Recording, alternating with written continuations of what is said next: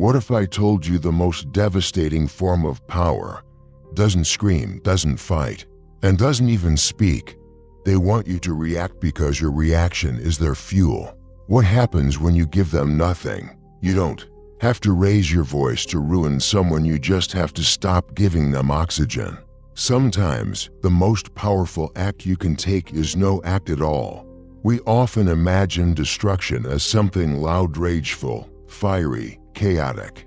But those who truly understand power, those who have studied its nature and wielded it with wisdom, know this real destruction doesn't come from force, it comes from the absence of force. It's not about shouting louder, it's about going silent. The most devastating power is stillness.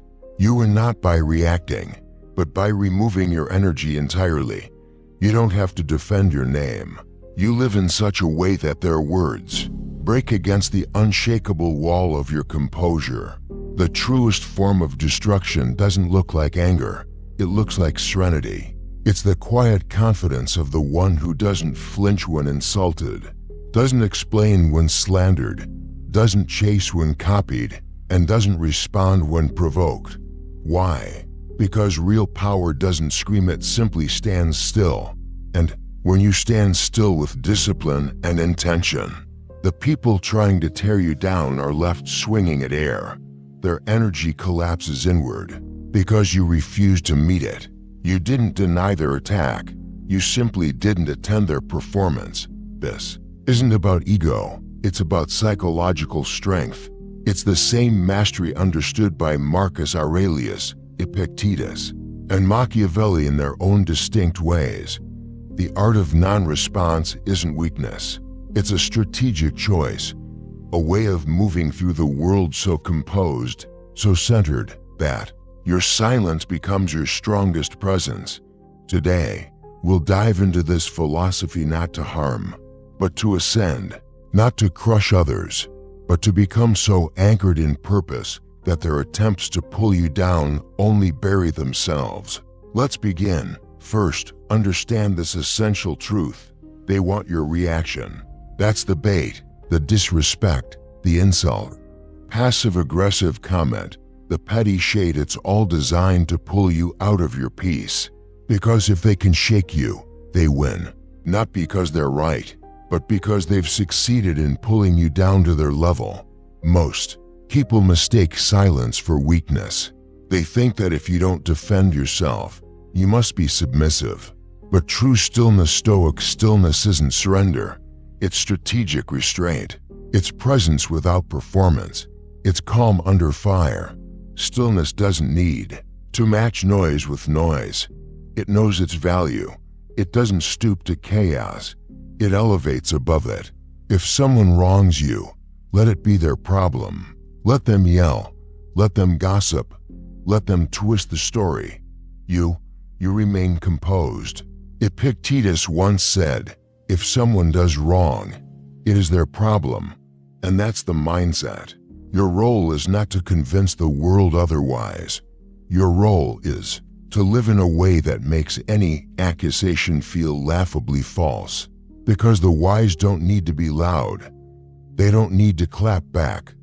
Their silence speaks volumes. The less you say, the more they reveal.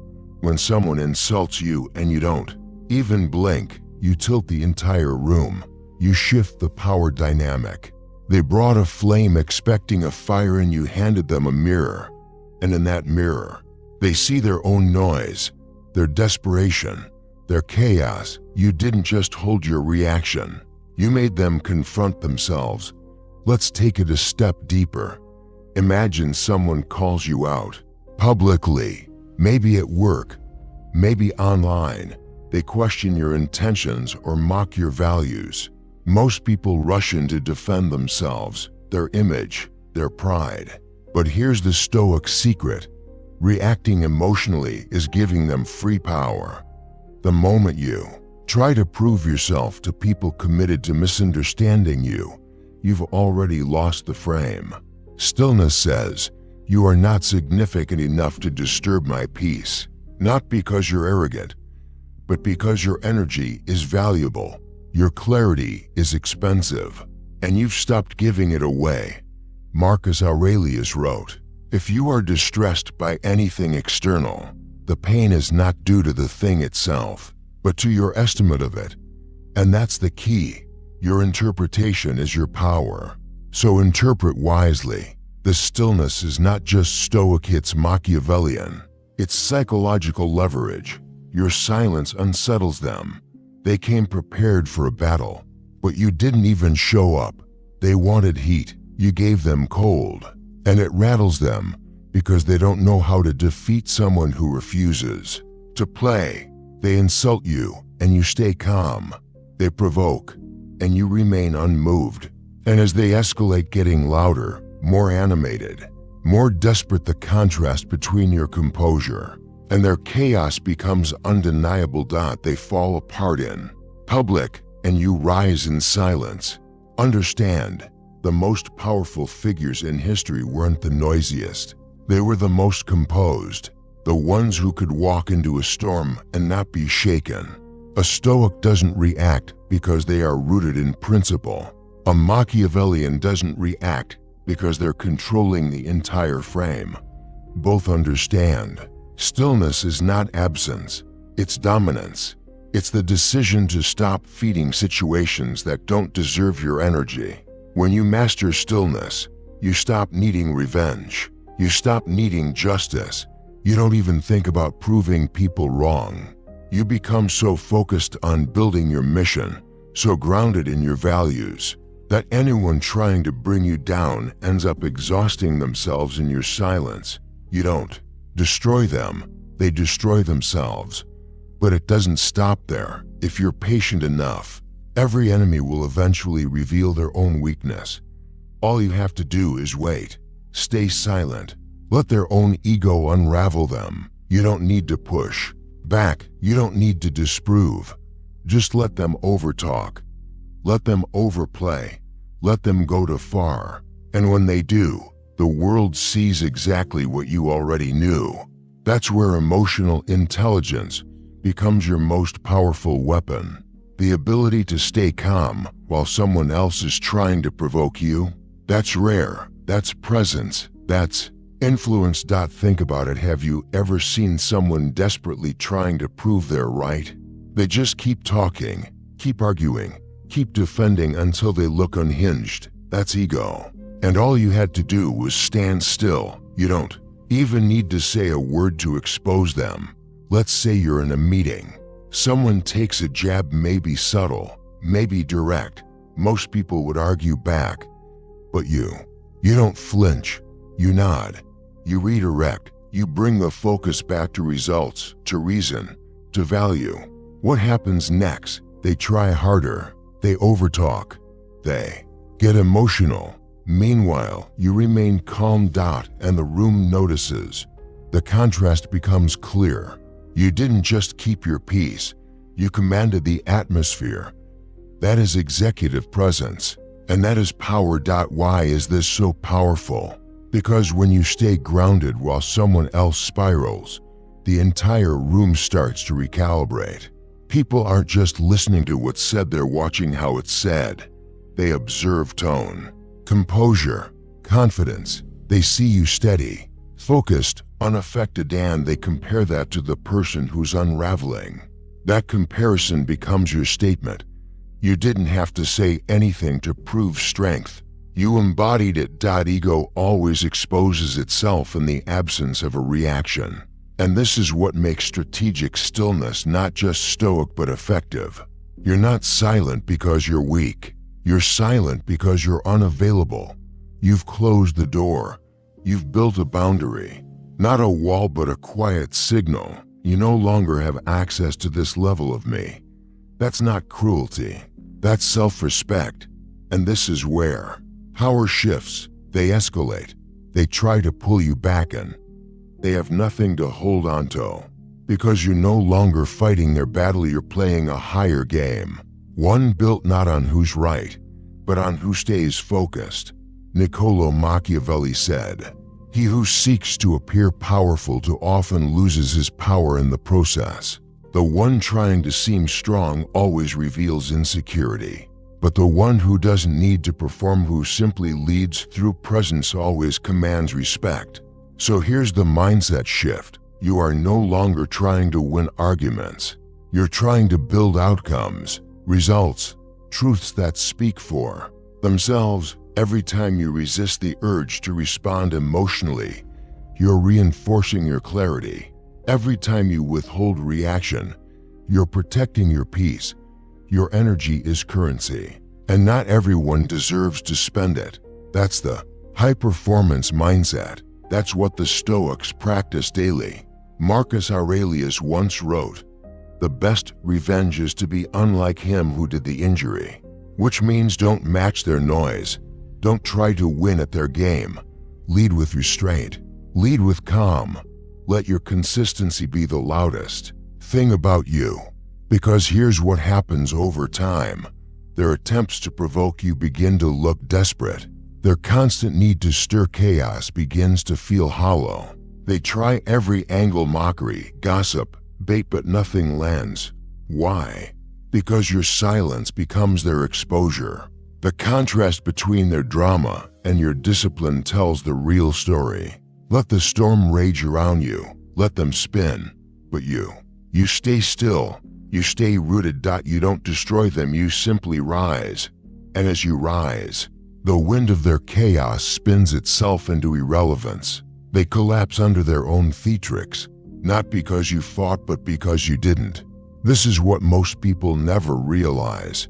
The moment you stop reacting, their entire performance begins to fall apart. The moment you withdraw your attention, they lose their power source. You've seen it before.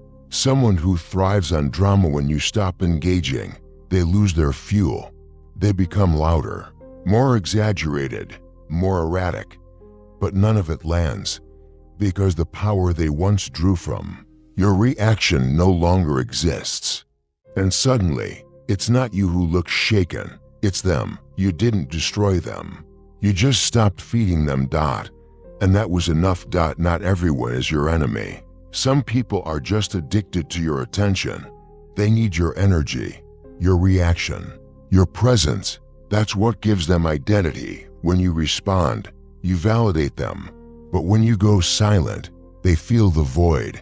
And in that space, their relevance begins to wither. That's the principle of emotional intelligence at its highest form. Understanding that not every insult requires a sword. Some battles are won through subtraction.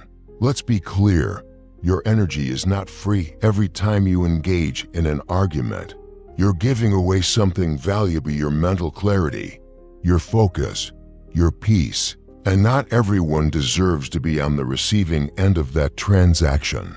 Think of it this way: every interaction is an energy exchange. And you get to decide what gets funded.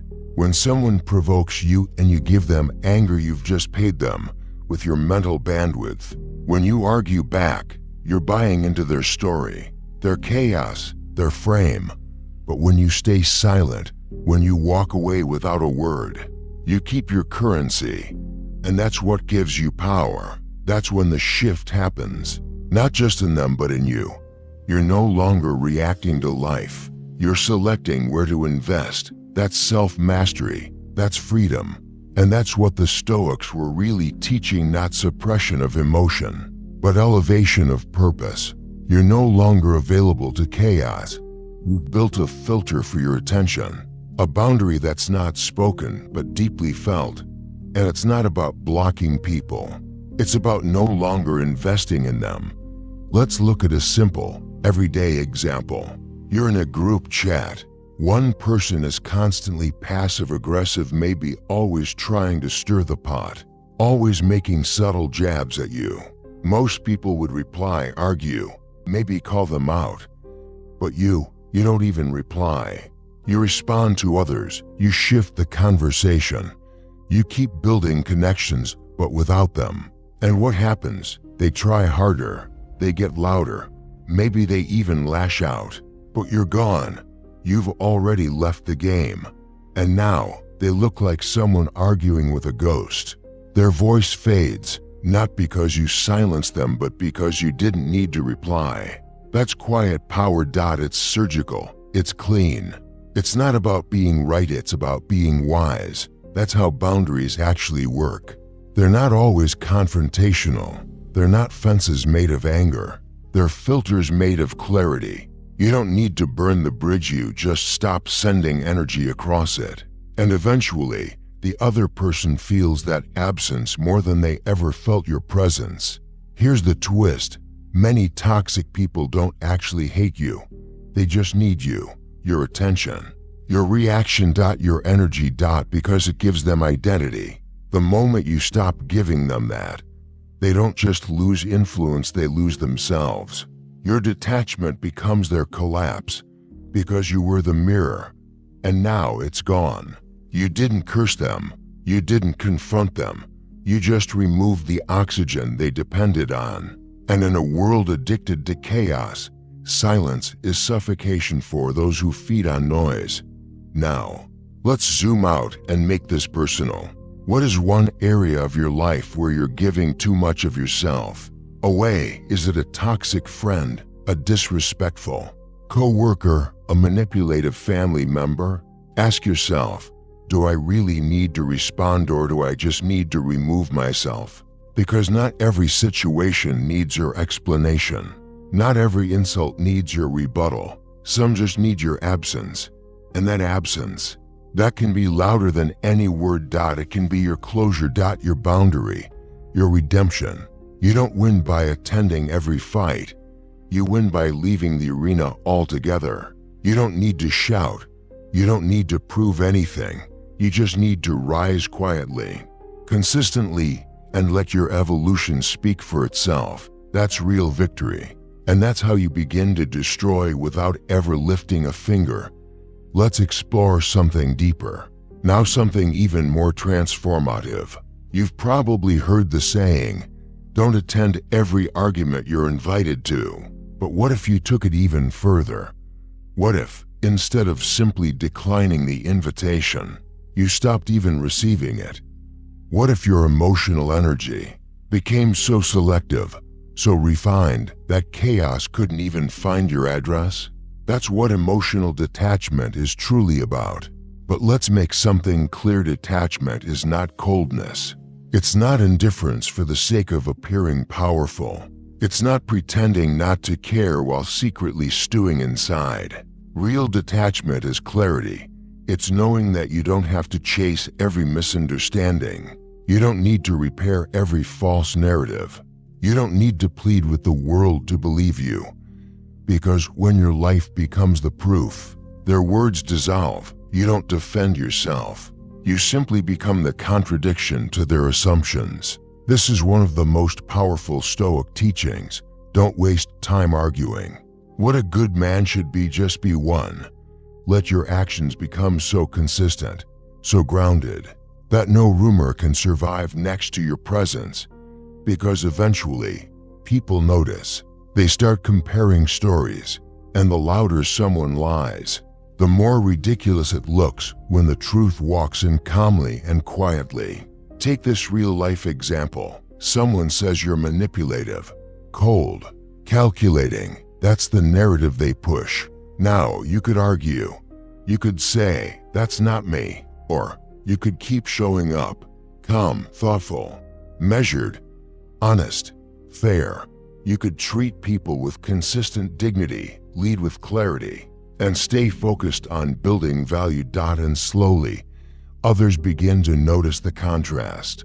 The narrative fades not because you denied it, but because it couldn't coexist with your reality. That's power, the kind that doesn't need a podium or applause. That's how you protect your peace and your credibility in one move.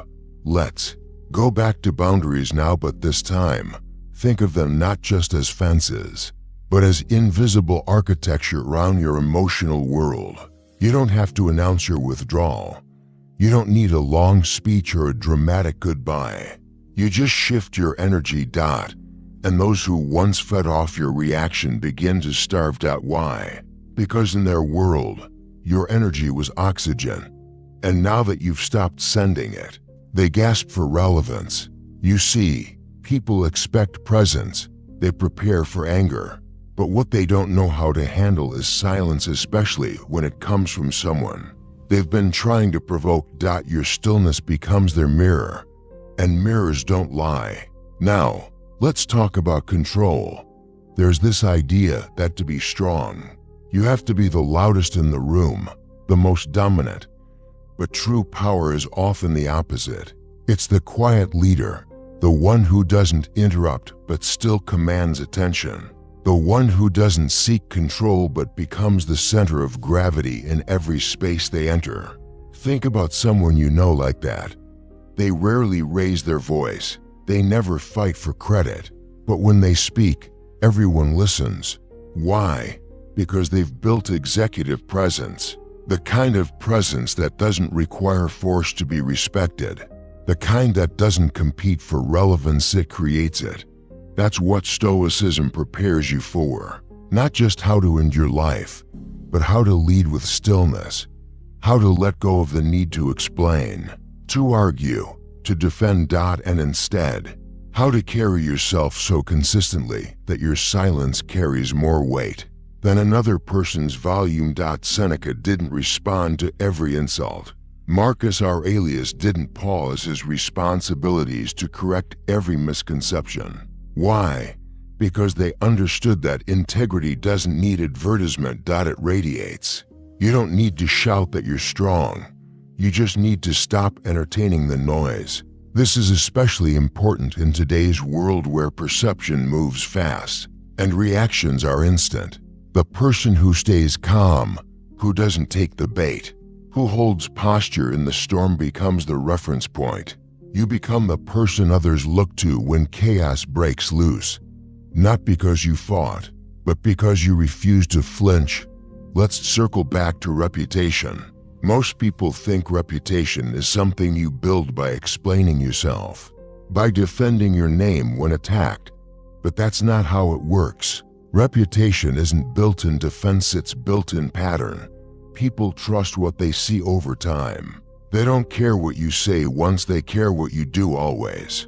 And that's the secret. Credibility grows in silence. When you respond to every rumor, you give it oxygen. When you explain yourself to every critic, you center their voice. But when you stay anchored in who you are, you take back control of the narrative. Not with words, with pattern, with presence, with proof. This is the executive mindset in action. You're not trying to convince anyone. You're showing them. And in time, people will begin to see that you're not what they said, you're what you've consistently done. Here's a shift in perspective. Let them talk. Let them spin stories. Let them provoke. Let them escalate. You don't have to respond. You don't even have to mention them. You just keep building, keep creating value, keep leading. And over time, the crowd will do what you never had to. They'll compare, they'll observe, and they'll begin to see that the person who's constantly attacking is the one who looks insecure, while the person who's still standing, still silent, still progressing commands quiet respect. They'll see the difference between noise and substance, between volume and value. And that's when the applause shifts not toward the one shouting, but toward the one who kept their composure. That's when power changes hands, and all you had to do was stand still long enough for their story to collapse under its own weight. Let's end this section with a powerful reminder. You don't need to confront to be free. You don't need to explain to be respected. You don't need to react to be strong. Sometimes, the most powerful move you can make is to walk away, not in anger, not in weakness, but in clarity. You no longer participate in the dynamic that drains you. You no longer show up in spaces that ask you to shrink. You no longer argue with people committed to misunderstanding you. That's not quitting. That's power refined. That's Stoic detachment. You're not walking away because you lost. You're walking away because you've outgrown the game. That's how you collapse something, without even lifting a finger.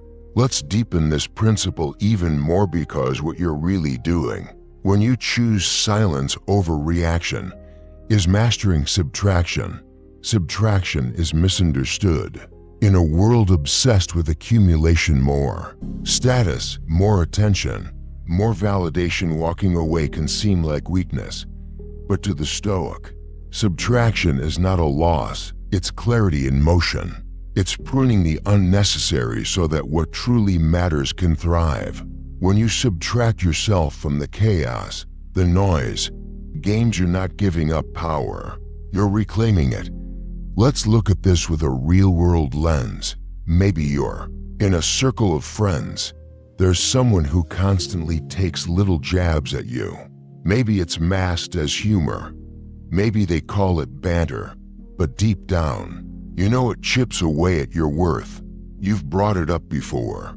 Nothing changed. So, instead of arguing again, instead of launching into another explanation, you do something radical. You stop showing up. No drama, no announcements, just a quiet subtraction. You don't chase, you don't block, you don't perform. You simply stop giving energy where it isn't honored. And what happens? At first, they joke about your absence. Then they try to get your attention again. Eventually, though, the performance collapses. Not yours. Theirs. Because they realize without your energy, their performance has no audience. They feel your absence more deeply than they ever valued your presence. This is emotional discipline in its most elegant form. It's not icy. It's not heartless. It's simply aligned.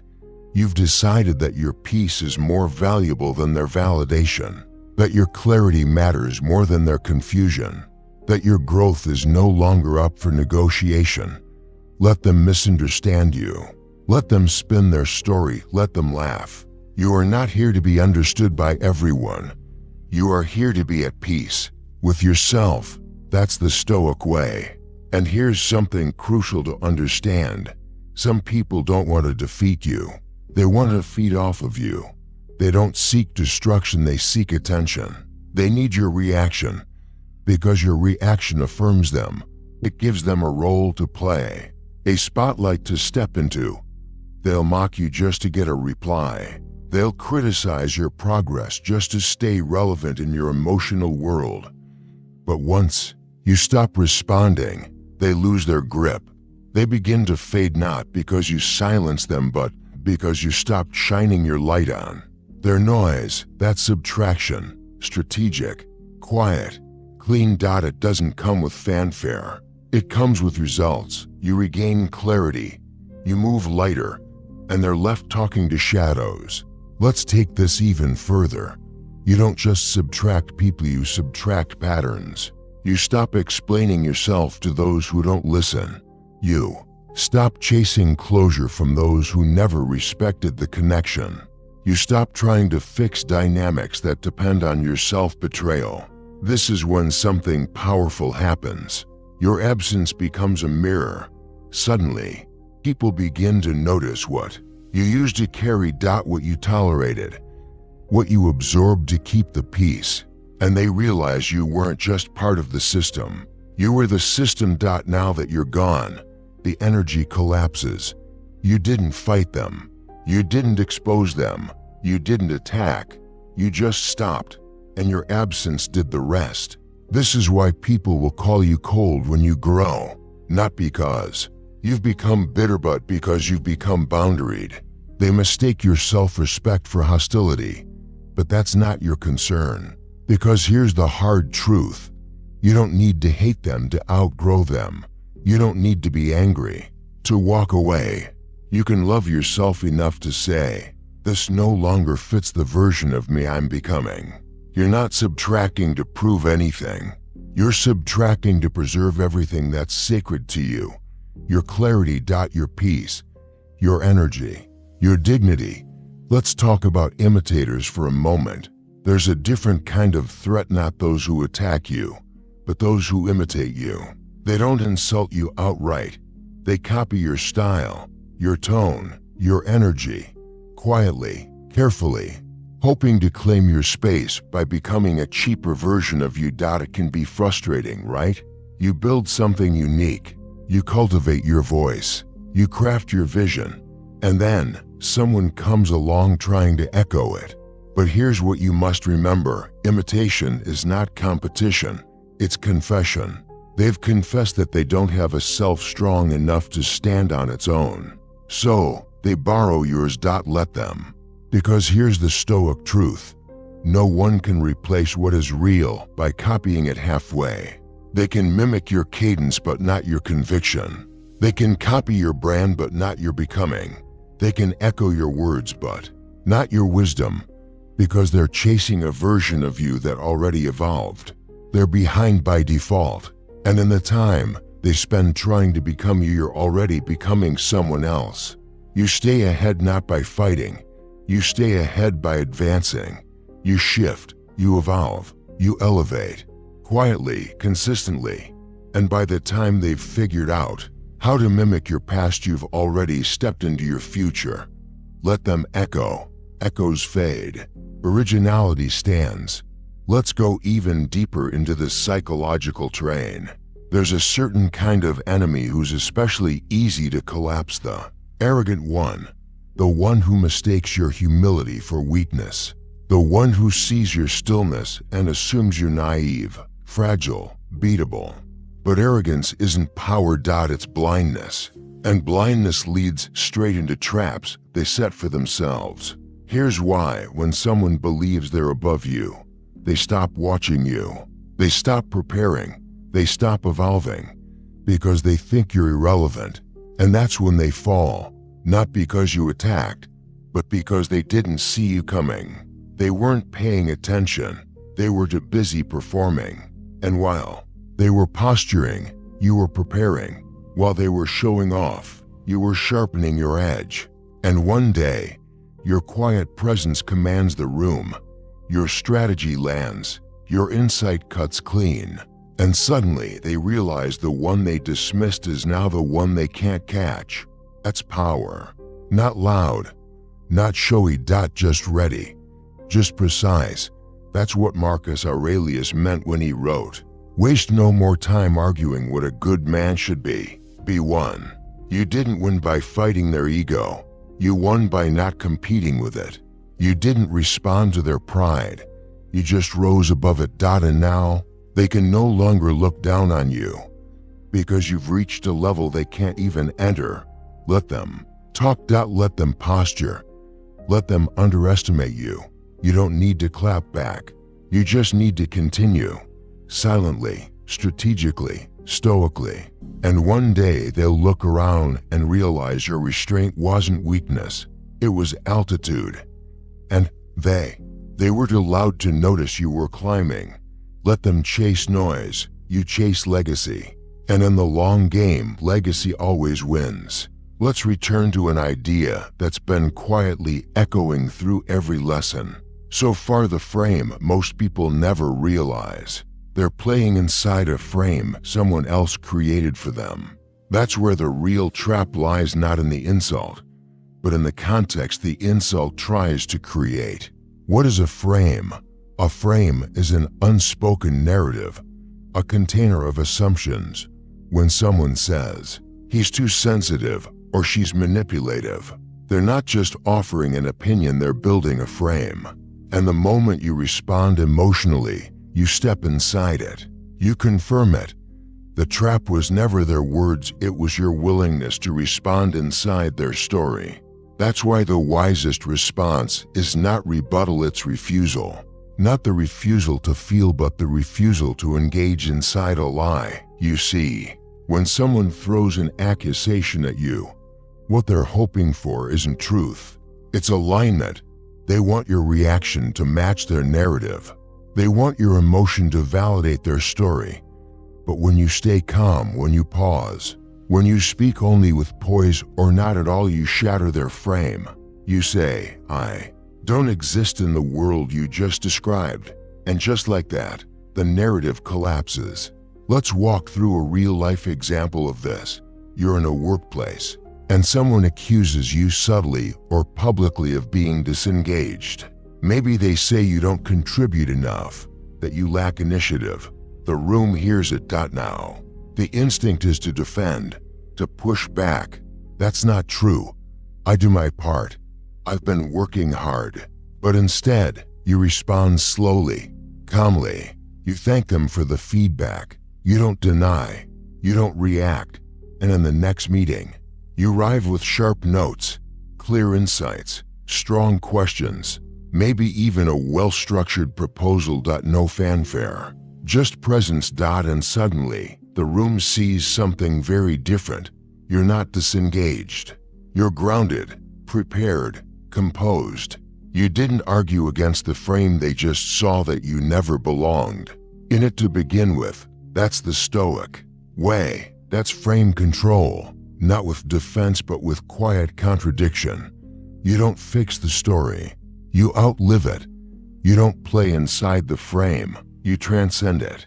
This is the most underestimated tool of emotional intelligence: frame ownership.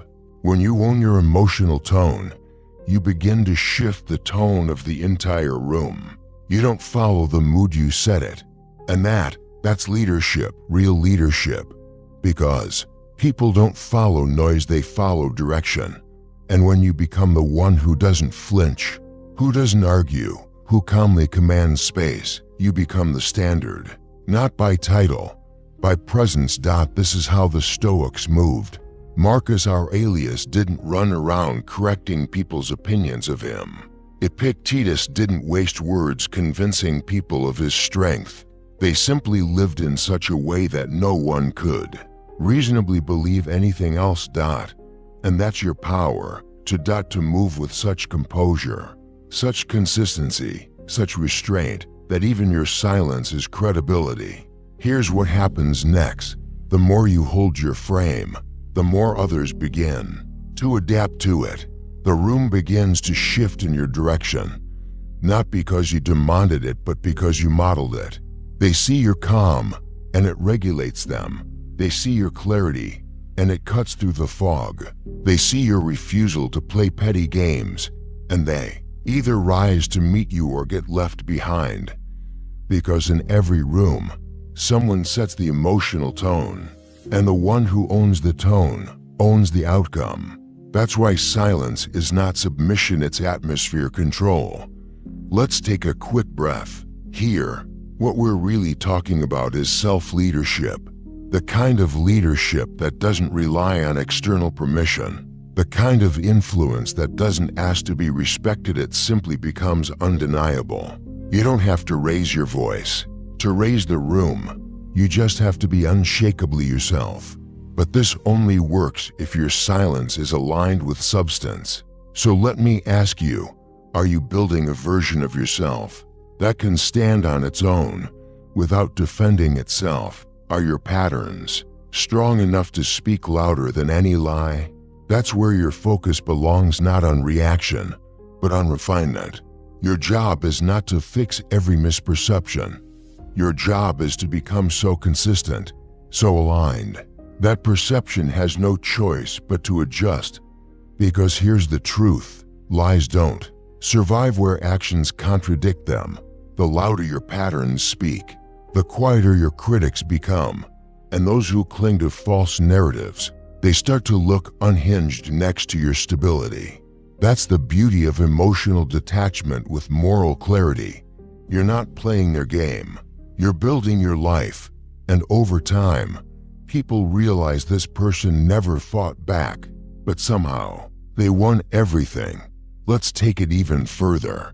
What happens when people not only misunderstand you but resent your silence? What happens when your calm presence becomes a threat?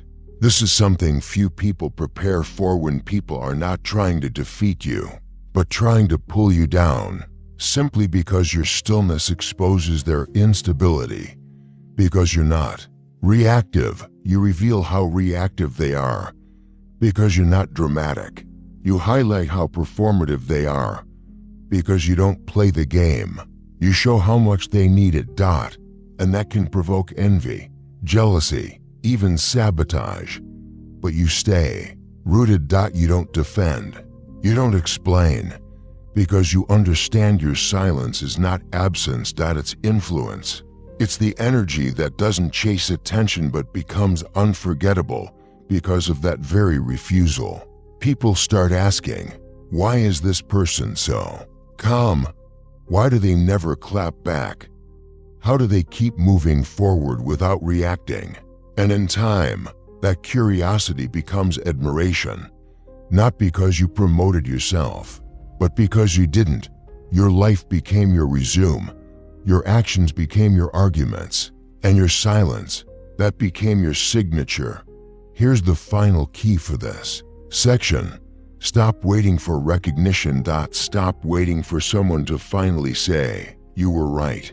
That moment may never come. And if it does, it won't change anything about the peace you've already built. Your focus should never be on being proven right. Your focus is on becoming unshakably whole. Because in the long game, that's what breaks them most. Not your revenge, not your rebuttal, but your complete indifference to whether they ever understand you at all. That's how you become untouchable. Not through resistance, but through refusal. Not through vengeance, but through vision. Let the world chase drama. You chase growth. Let them talk, you build. And let them wonder how they lost access to someone who never tried to hurt them. Just stop trying to explain. That's what it means to destroy someone without saying a word. That's what it means to transcend.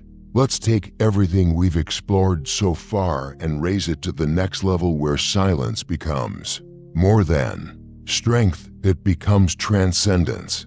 What if I told you the most effective way to destroy someone isn't through words or rebuttals or even public vindication, but through complete emotional detachment? Not fake detachment. Not acting like you don't care while quietly replaying every insult in your mind. I mean real detachment, the kind that comes from such profound clarity. It makes you immune to their chaos, the kind that says, I am no longer even emotionally available to this situation. Because here's the secret. Once someone no longer has access to your emotions, they no longer have power over your experience. Detachment is not apathy, it's precision. It's the wisdom of choosing exactly where your energy goes and exactly what your heart refuses to carry. And that more than any retaliation, more than any confrontation is what breaks them. Because when someone is trying to provoke you, trying to embarrass you, trying to win against you and you don't react there, swinging at a ghost, you've already moved on. You've evolved. You've exited the arena. And there's nothing more shattering to someone who depends on your engagement than the moment they realize you're gone. Let's walk through this. You've probably been here before. Someone spread a lie about you, misrepresented your intentions, tried to drag your name, and you decided not to fight. You didn't post a long explanation. You didn't defend yourself in the group chat. You didn't call them to clear things up. You did something more powerful. You lived. You improved. You built. You redirected every ounce of your energy into becoming better, clearer, stronger, and quieter. And one day, they looked up and realized the damage they tried to inflict didn't land. You weren't stewing in anger. You weren't quietly plotting revenge. You were too far gone, too elevated, too free. And they were still there, spinning the same narrative without an audience. That's not ego. That's freedom. That's what it means to become unreachable. Because the moment you stop allowing someone's words to affect your peace, their power dissolves. This is what we call identity collapse. It's a psychological reality that most people overlook. When someone can no longer provoke you, they begin to lose their own sense of self. Why? Because people don't just want a reaction, they need it. It confirms their importance. It feeds their sense of relevance. Your anger, your explanation, your energy, it all makes them feel significant. But when your silence becomes consistent, not passive, not fearful, but intentionally, you send one silent message over and over again. You are no longer significant enough to disturb my focus. And that's not cruelty. That's psychological mastery. That's emotional warfare with moral clarity. And in time, it does more damage than any direct attack ever could because it forces them to sit alone with the very emptiness they were trying to fill by pulling you down. You've closed the door without slamming it. You didn't need a big goodbye. You didn't burn the bridge. You just stopped walking across it. You simply became unavailable. And what's left behind is a person yelling into an empty space, hoping you'll re-enter the ring, but you're already living in a future they can't access. That's not spite, that's evolution, because you didn't block them out of pettiness. You outgrew the entire story, and now they have no one to push against, no one to provoke, no one to argue with. Their identity once built around your reaction begins to collapse because you're no longer supplying the oxygen. This is the Stoic principle of peace that cannot be provoked. Marcus Aurelius didn't waste time defending himself. He understood that peace wasn't the absence of attack, it was the refusal to be moved by it. He knew that what others say is their journey, but how you respond, that's yours. And when your response is composed silence, not from bitterness, but from conviction, you rise, not because you proved them wrong, but because you no longer needed to. You've transcended the level where their drama exists.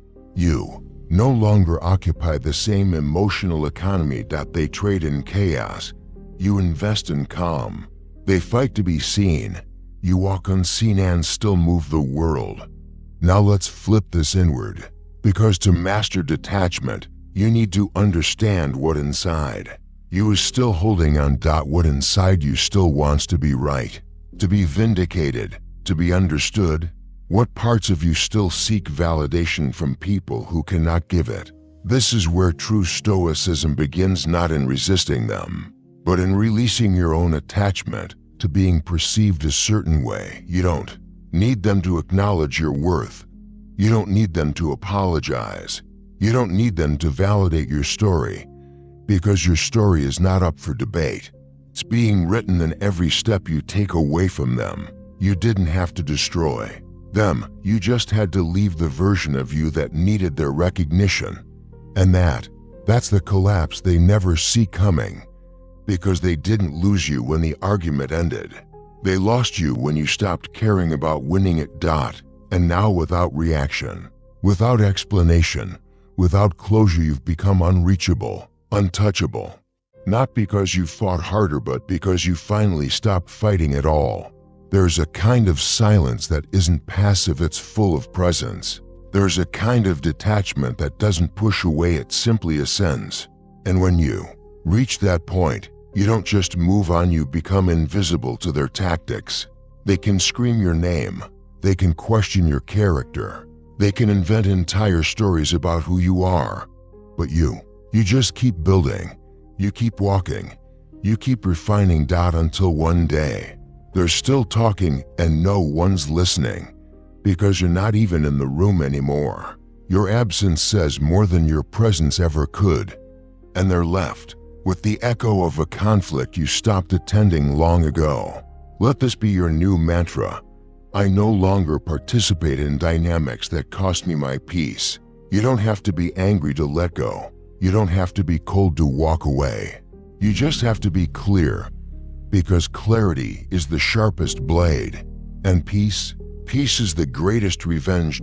When you realize you can feel absolutely nothing toward someone who tried everything to provoke you, you've won. That is how destruction begins, without a single word. Let's now reach into the final layer of mastery: presence without performance. In every room, there's always someone who's loud, grabbing attention, commanding conversations, asserting dominance. But the most dangerous person in the room is never the loudest. It's the one who doesn't flinch, the one who doesn't need to be seen, the one who walks with such alignment that their presence creates the spotlight. That's you, not because you push, but because you don't have to. This is what it means to lead without asking permission.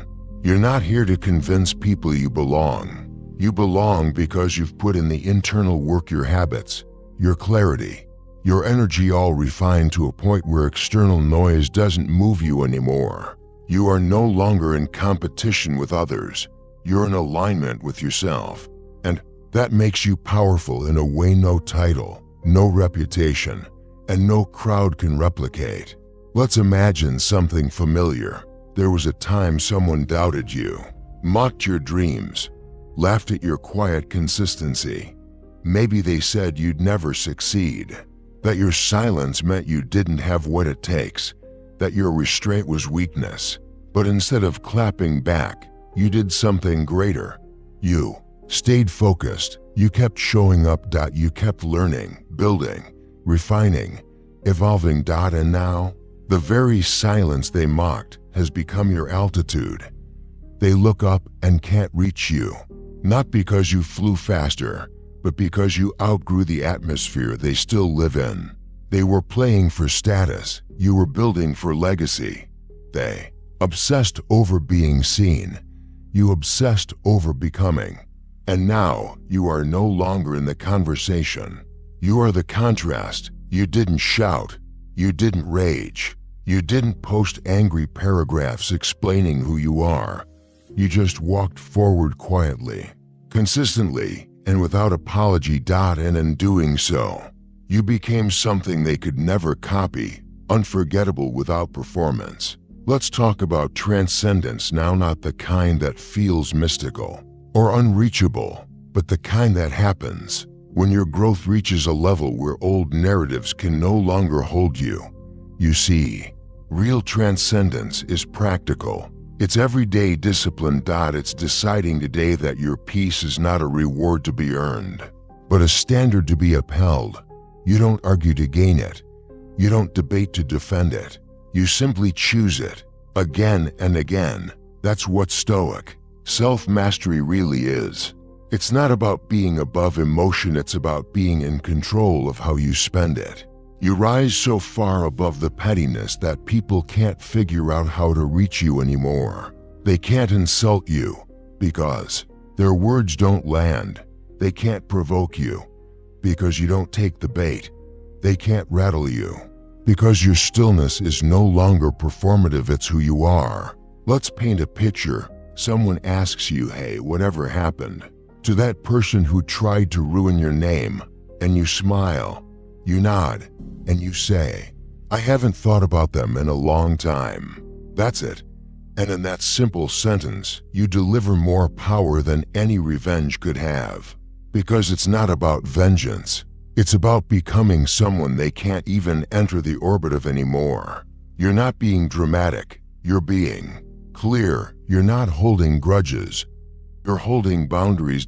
And most of all, you're holding peace. You're not carrying their name in your mind anymore.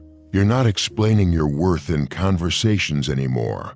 You're not reacting to stories that don't match your reality anymore.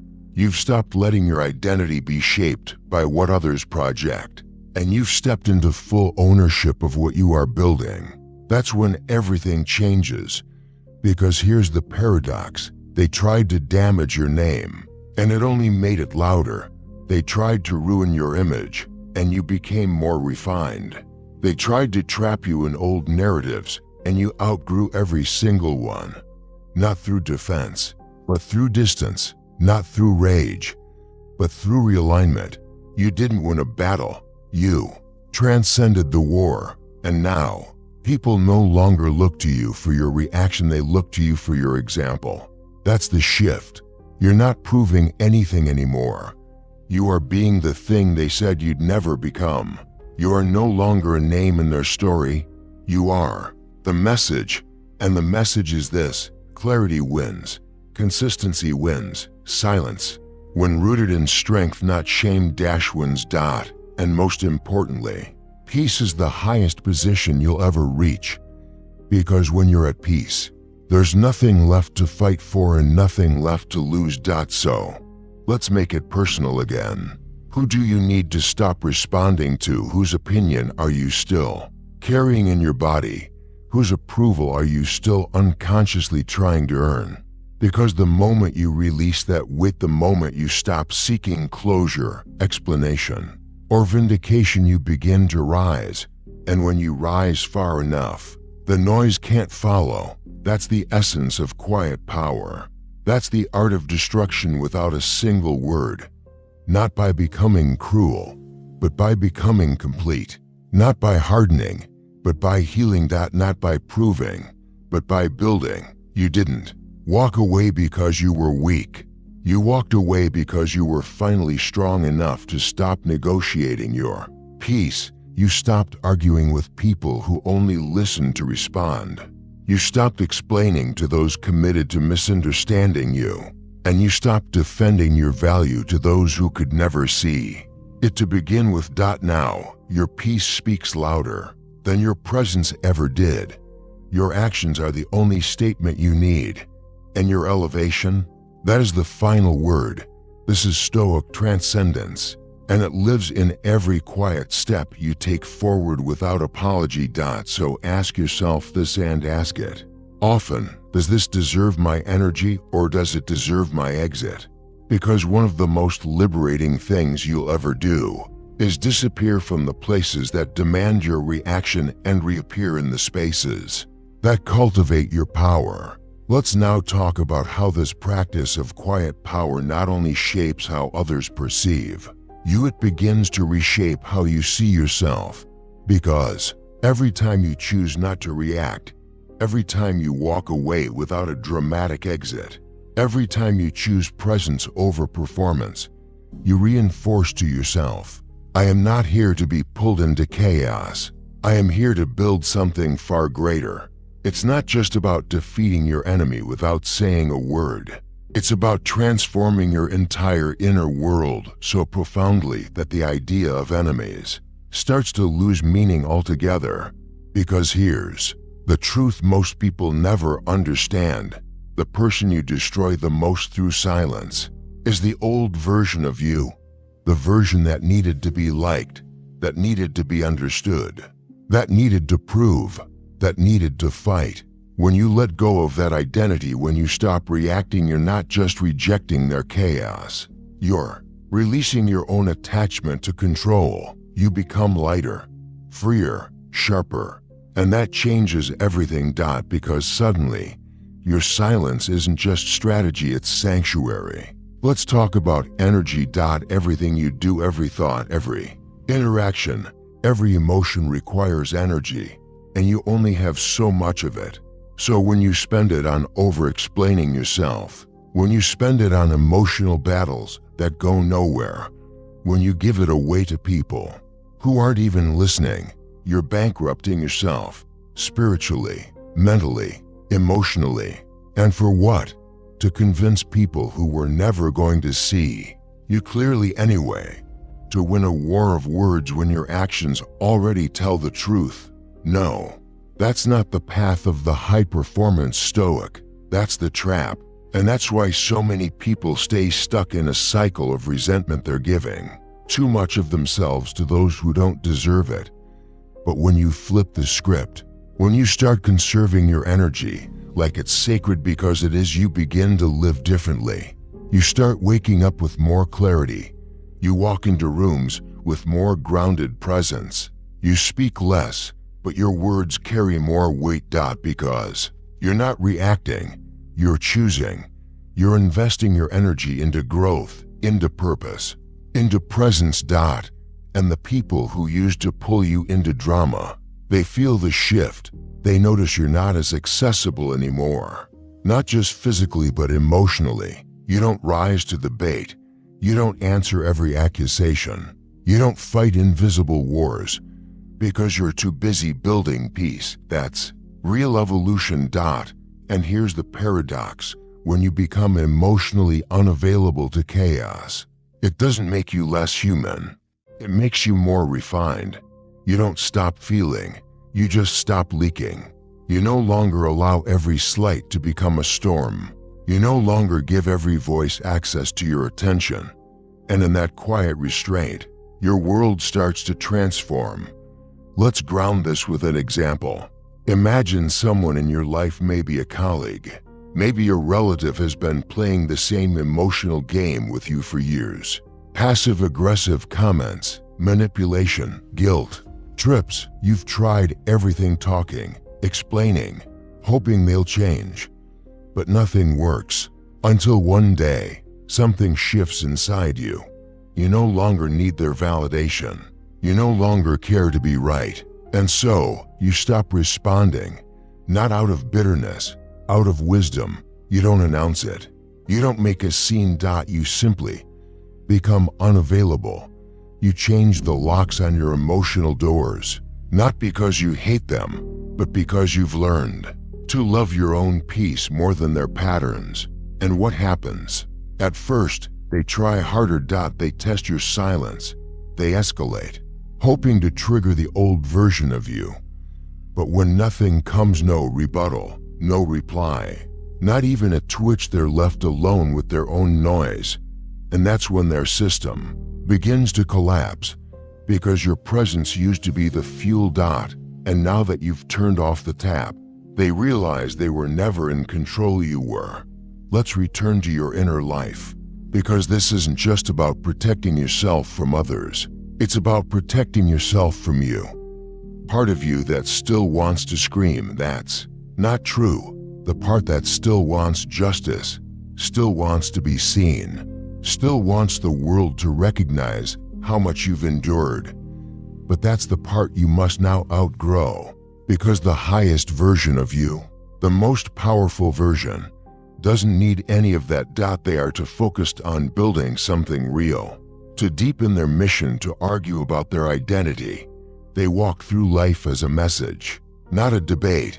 And when people try to pull them off course, they don't even slow down. That's where your focus must be now. Not on rebutting false narratives, not on getting the last word. But on becoming so consistent, so clear, so rooted that everything false about you crumbles on its own. You don't chase closure. You become your own conclusion. You don't fight to be heard. You become impossible to ignore by simply being undeniably you. And when the dust settles, and the noise fades, and the ones who once attacked you look around, they won't see you at all, because you've elevated so far beyond their reach. They can't even touch the life you now inhabit. That's the final stage of destruction, transcendence. It's not about who falls. It's about how high you quietly rise, and the space that opens up when you stop carrying people, patterns, and problems that were never yours to hold. Let's finish this section with one final reminder. The world may never apologize. They may never correct the record, but you don't need them to. You just need to not care anymore. Not because you've become cold, but because you've finally become whole. Let go of needing to be right. Let go of trying to be understood. Let go of trying to clear the air in rooms you no longer need to enter. And watch how free your life becomes when you stop handing your peace to people who never knew what to do with it. The storm ends when you walk away, and you become the sky. Now we arrive at one of the most important realizations of all. You don't always need to respond to change the story. You just need to live in direct contradiction to it. Because here's a hard truth that most never internalize. When someone creates a false image of you, and you rush to explain, to argue, to correct it, you're not just fighting a lie. You're feeding it. You've acknowledged it. You've validated it. You've brought it into your frame. But when you refuse to respond, when your behavior, your work, your composure all contradict the falsehood, you don't just reject the narrative, you dissolve its entire foundation.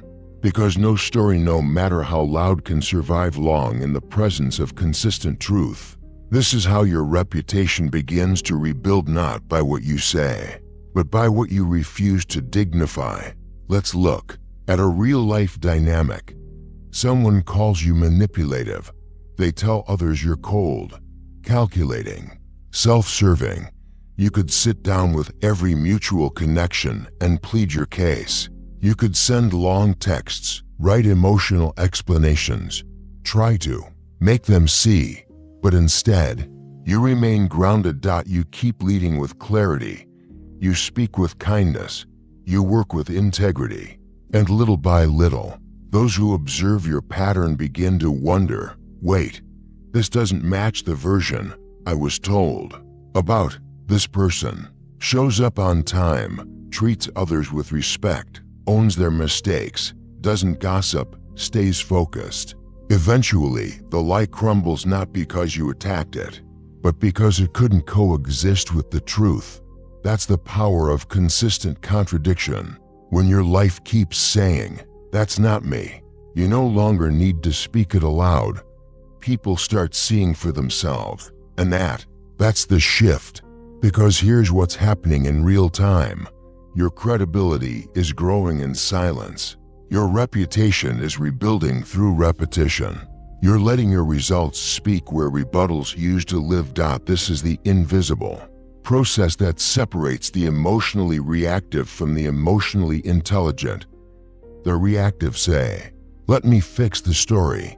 The intelligent say, "Let me be the story." And so they keep moving forward, measured, consistent, unaffected by drama. And over time, even those who once doubted them start to adjust their view, because people trust what they see, not what they're told. They trust what feels stable, not what's shouted the loudest. Let's bring this even closer to the core. Your personal brand, not in the corporate or social media sense, but in the deepest, most human sense.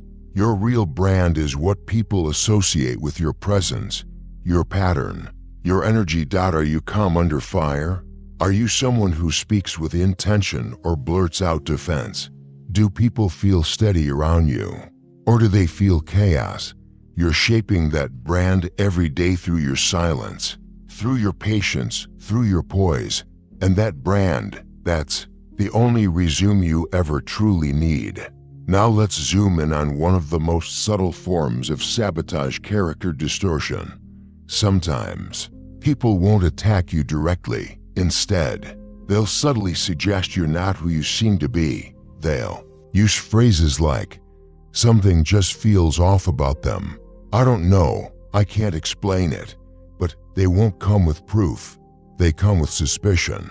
And what they're really doing is hoping you'll break character, that you'll overreact, that you'll prove them right through your emotion. But when you stay calm, when you don't even try to defend, they're left with only their insinuation. And over time, it starts to feel hollow, weak, repetitive, because you're not matching their energy.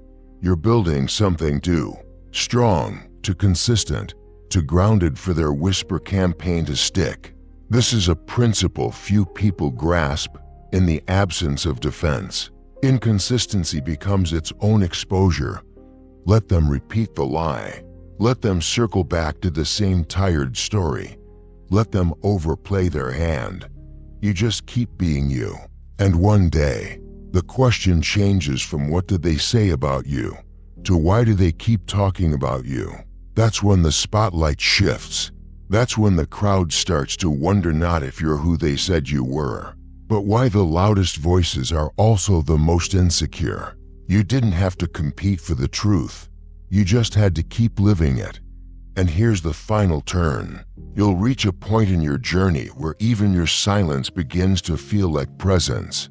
You'll walk into rooms and say nothing and still anchor the energy. People will feel your clarity without needing you to elaborate. You'll become so known for self-restraint, for calm, for high standards, that your absence in conflict will feel like a statement, that not a retreat. A posture, not withdrawal. A choice. Because here's the paradox. You can be the softest spoken person in the room and still wield the most power. You can be the one who never claps back and still command the most respect. And that respect, it will come not because you asked for it, but because you never chased it. You didn't need to announce your strength. You simply became someone too rooted to be moved. Let's end with one of the deepest truths of all. The enemy can create the rumor, but only you can. Give it legs, only. You can feed it with emotion, with rebuttals, with proof. But if you starve it, if you let it live in the air, unsupported by your energy, unconfirmed by your posture, it withers. Because lies require friction to stay alive. And when there is no friction, when you become soft, silent, still they fall. Let your character be so consistent that even your critics begin to doubt themselves. And if they don't, that's fine too. You weren't building for their approval. You were building for peace. And peace, when protected long enough, becomes reputation. So let your life do the talking, and let their story fade quietly, just like they did. We've now come to a moment where silence becomes more than a strategy. It becomes legacy. Because when all is said and done, when the noise dies down, when the rumors fade, when the performance ends, what remains isn't the volume of your reaction, it's the direction of your life. That's what people remember. Not what you said in anger, not how cleverly you clapped back, but how you moved through adversity with grace, composure, and discipline. This is what separates those who make noise from those who make impact. Because in a world obsessed with reaction, silence is not just powerful, it's unforgettable. But let's make one thing clear. Silence is not avoidance. It's alignment. It's deciding, I don't need to win this moment if it costs me my peace. It's walking away from situations, relationships, even conversations. Not because you're afraid, but because you've outgrown the need to be involved. And this is where the old version of you starts to disappear. You begin to feel it. You don't chase explanations anymore. You don't seek approval from the wrong places. You don't carry battles that were never yours to fight. You start choosing your energy more wisely. You start valuing your time more fiercely. You start guarding your clarity like a priceless asset, because it is. That's when emotional detachment evolves into spiritual discipline. You don't just hold back for effect. You hold back because peace has become your default setting. That's your new baseline. That's the life you're building. And those who can't meet you there, they fade not because you erased them, but because they were never built to last in the climate of your elevation. Now let's talk about how your absence becomes its own language. Because the moment you stop showing up in the same way emotionally, mentally, energetically, people notice. They may not say it aloud, but they feel it. They feel that your energy is no longer accessible, that your reactions are no longer available, that your attention, once so easily taken, now comes with discernment. And this confuses them, especially those who were used to feeding off your kindness, your presence, your willingness to explain and forgive and stay and fix. But now, you've changed frequency. And when you change frequency, people on the old wavelength can't hear you anymore. They keep speaking in the language of guilt, manipulation, drama, but you no longer respond. Not because you're bitter, but because you've rewritten your terms. You're no longer available for emotional chaos. You're only available for growth, for clarity, for peace, for purpose. And when they try to draw you back in, they find only silence. That silence, it's not a void. It's a message. It says, I no longer exist in the space where this dynamic lives. And that message, it speaks louder than any confrontation ever could. This is the beauty of subtraction. You don't have to slam the door. You don't have to post cryptic messages. You don't even have to say goodbye. You just stop showing up to battles that cost your self-respect. You withdraw your energy, your access, your emotional credit. And without warning, the entire structure collapses, not because you destroyed it, but because you stopped holding it up. That's emotional wealth. That's spiritual maturity. That's executive level self-respect. Let's paint a simple picture. You're at work. A peer has been subtly undermining you for months. Backhanded compliments, gossip behind closed doors, undermining your ideas in meetings. You used to feel the need to confront it. Now, you don't even acknowledge it. You walk in composed. You execute with excellence. You make your points with precision and calm. And when they interrupt or talk over you, you pause, let the room notice, and finish your point anyway. No tension. No theatrics. Just unshakable presence. And slowly, people start to shift. They begin to see who's grounded and who's unraveling. You've said nothing, but you've revealed everything. This is how credibility is built in subtle moments. Quiet power, high-stakes grace, and you don't just look like a leader. You are one, because true leadership doesn't shout, it anchors. Now let's return to the concept of frame one last time. Because the most powerful frame you'll ever build is not how others see you. It's how you see yourself. Do you still see yourself as someone who has to be liked by everyone? Do you still see yourself as someone who must always explain, always prove, always defend? If so, that's the only frame your enemies need. But when you flip the script, when your identity comes from within, everything changes. You no longer care to be understood by those who twist your intentions. You no longer argue with people committed to conflict. You no longer shrink yourself to keep the peace in places that are built on your silence. And you no longer operate inside any story but your own. That is the ultimate frame control. To see yourself so clearly that no one can convince you otherwise. Not with lies. Not with gossip. Not with projections, because you've done the inner work. You've seen who you are when no one is watching. And from that knowing comes stillness. From that stillness comes power. And from that power comes transformation. Now ask yourself this. What kind of life are you building? Is it one where you're constantly defending your name? Or is it one where your name becomes untouchable, not because you protected it, but because you lived it? There is a kind of success that isn't loud.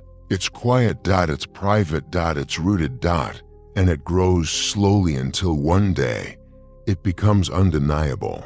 Not because you forced it, but because you stopped watering the wrong things. That's your power. Not in your reaction, but in your direction. Not in your defense. But in your discipline. Not in what you say, but in what you walk away from. And when the story is written, when the chapter ends, let them say this about you. They tried everything to bring them down, and somehow, without a word, they rose anyway.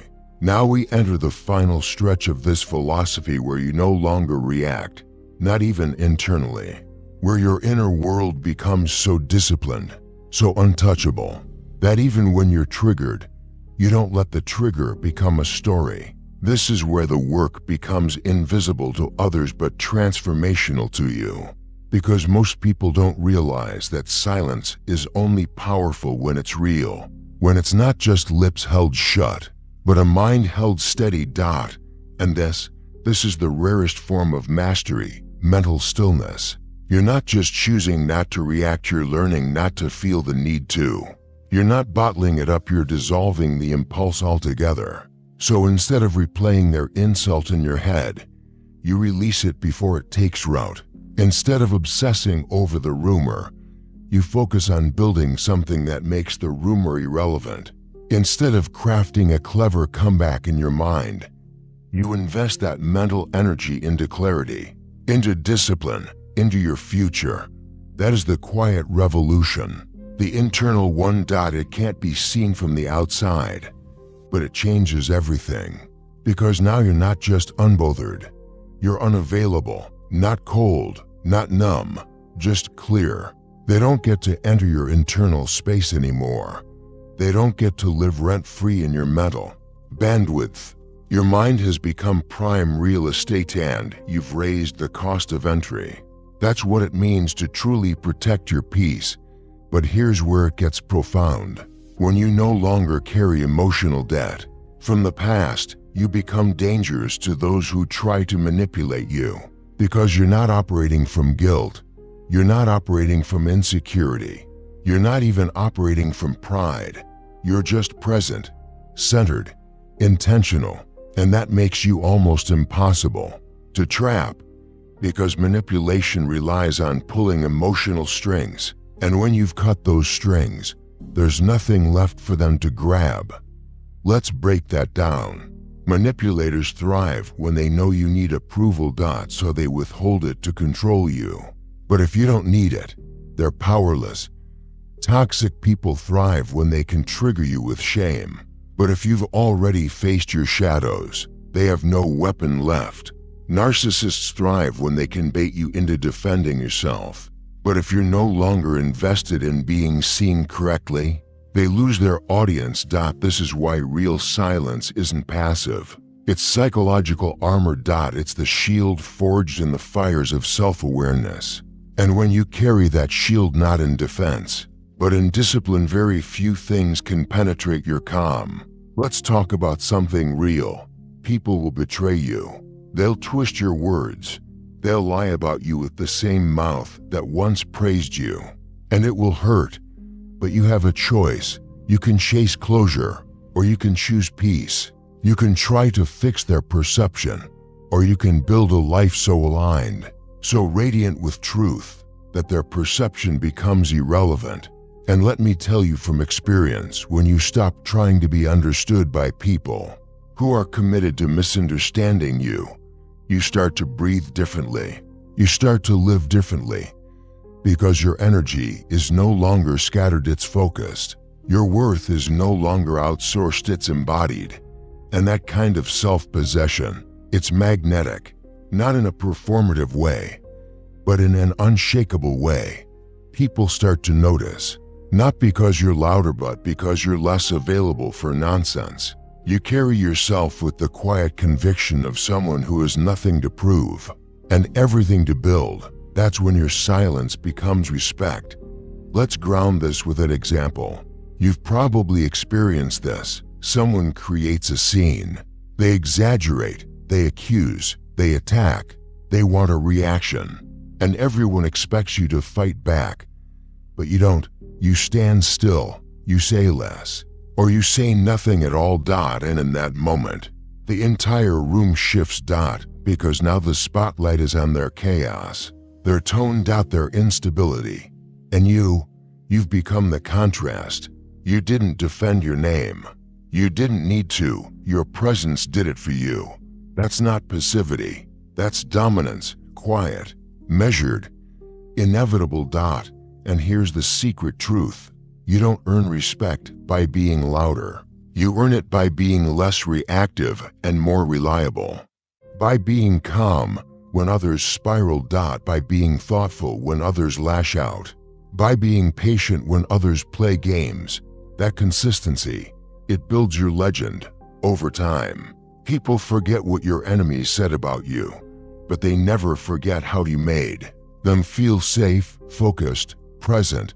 And in a world starved for calm, your silence becomes a sanctuary, a reminder that power doesn't always roar. Sometimes it just stays. Let's take a breath here, because this isn't about becoming emotionless. It's about choosing which emotions deserve expression. You're still human. You still feel, but you've trained your emotional reflexes, and now only the emotions aligned with your purpose rise to the surface. Everything else, you let it pass. You don't attach. You don't carry it. You acknowledge it, and you return to center. That's the Stoic way, and it's not for the faint of heart. It's for those ready to lead from the inside out. To own their energy like a priceless asset. To turn every insult, every rumor, every petty conflict into fuel. Fuel for refinement. Fuel for focus. Fuel for evolution. Because when you stop reacting, you start rising. And you rise so steadily, so quietly, so far, that the people who once tried to bring you down, they don't even exist at your new altitude. You didn't outtarget them. You outlasted them. You didn't win the debate. You transcended the arena. And that's the true endgame. A life lived in such profound alignment that the only response you ever need to give is your absence from everything that no longer reflects who you've become. This is at the final step in the journey, the part where all the silence, all the self-restraint, all the quiet power leads to something even more potent than victory. It leads to freedom. Not freedom from people, not from noise, but freedom from the one force that used to keep you trapped, the need to be understood. Because when you no longer need to be understood to feel whole, you become unstoppable. You move through life not as someone constantly explaining themselves, but as someone becoming themselves every single day, in every small decision, in every moment of quiet self-respect. You no longer react to the old triggers. You no longer entertain the same arguments. You no longer return to conversations that always end in the same pain. Because now you know what very few ever learn. Peace is not found in control. It's found in release. Let's talk legacy. Because whether you realize it or not, you are building one. Every choice you make not to retaliate, not to respond, not to play small is a brick in the foundation of that legacy. And when you live that way long enough, you'll look back and realize something extraordinary. You didn't just destroy your enemies. You outlived them, and not just in time, but in truth. Because they were chasing applause, you were chasing alignment. They were trying to be seen, you were trying to see clearly. And when you reach that level of integrity, you stop worrying about what others are doing entirely. You stop comparing. You stop keeping score. You don't need to check who's watching. You don't care who's copying. You're not playing that game anymore. You're building something far greater, a life that reflects your values, your clarity, and your inner stillness. Let's say this clearly. You don't need to raise your voice to raise your standard. You don't need to shout to shift the room. You don't need to be recognized to be remembered. What you need is this: a mind so calm it cannot be baited, a presence so rooted it cannot be moved, a mission so compelling it drowns out all noise. And when you have those three, you become the kind of person who doesn't react because you don't have to. You're not avoiding the storm. You are the calm in the center of it.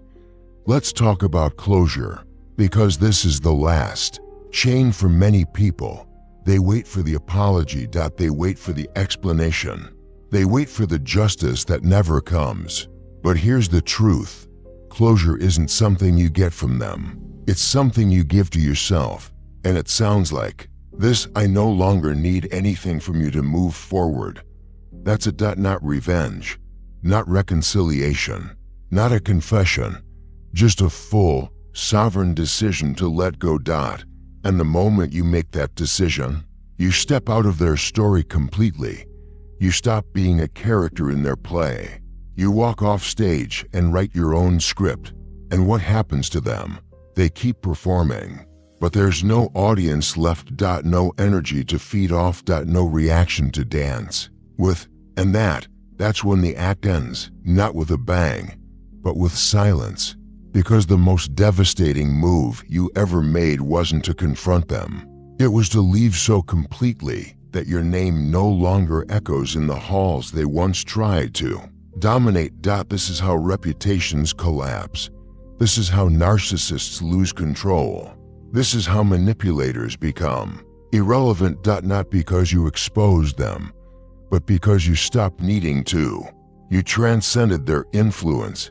Let's revisit a final, powerful paradox. They tried to stain your name, and in the process, they made it more recognizable. They tried to mock your stillness, and it became your strength. They tried to outshine you and ended up burning out. Why? Because you weren't playing to win. You were playing to end the game entirely. To walk away from dynamics that drained you. To rewrite the rules.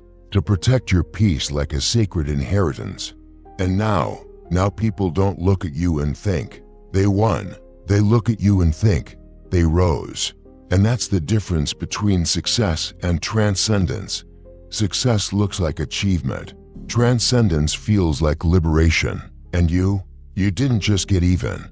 You got free. Now here's your closing truth. You are not for everyone. You never were. And that is your greatest strength. Some will misunderstand your silence. Some will resent your boundaries. Some will call your detachment cold. Let them. You're not here to convince. You're here to become. And those who resonate with the life you're building, they will find you, not because you shouted, but because your energy reached farther than your words ever could. So take this with you. You don't need revenge.